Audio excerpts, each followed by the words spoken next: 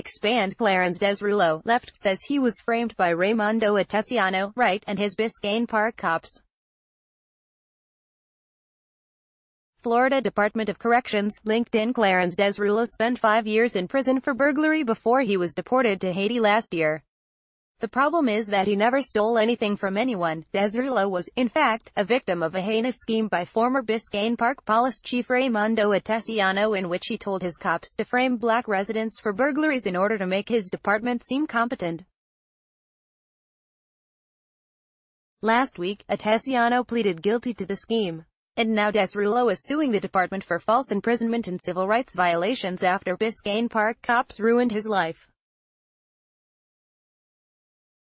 Desrulo, who is now 41, is still in Haiti and is not able to return to the United States of America as a result of his bogus arrest and conviction perpetrated by the defendants in this case, the suit reads. In August, state prosecutors vacated Desrulo's conviction after Atesiano and 3 lower-level Biscayne Park cops were indicted on federal charges. But Desrulo's new lawsuit, filed Friday in Miami federal court, lays out new details about how he was framed. Per the suit, Desrulo says 2 of the indicted cops, Charlie Deub and Guillermo Ravello, intentionally targeted him in 2013 because of his past history of arrests.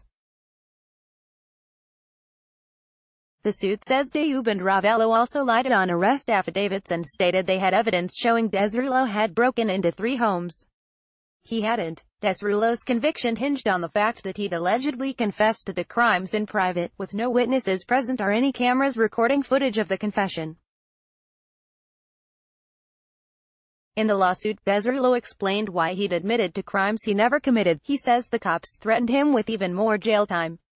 He says that while he was cornered by the 2 cops, they said if he didn't simply own up to the burglaries, they'd ensure he rotted in jail for years. So he says he confessed to committing 3 burglaries. To the extent that Desrulo confessed to the burglaries, the confession was obtained through coercion and unconstitutional tactics, including the threat of the potential imposition of a much longer prison term, the suit reads.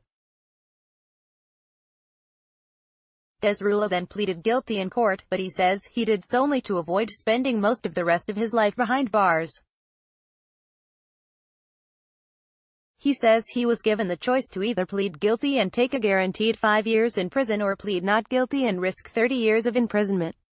He chose the shorter sentence despite knowing he was innocent, an action that justice reform advocates say is all too common in the American justice system. After his 5-year prison stint ended, U.S. Immigration and Customs Enforcement picked him up and sent him back to Haiti. Desrulo is not the only victim to seek justice against the 11-person Biscayne Park Police Department in civil court.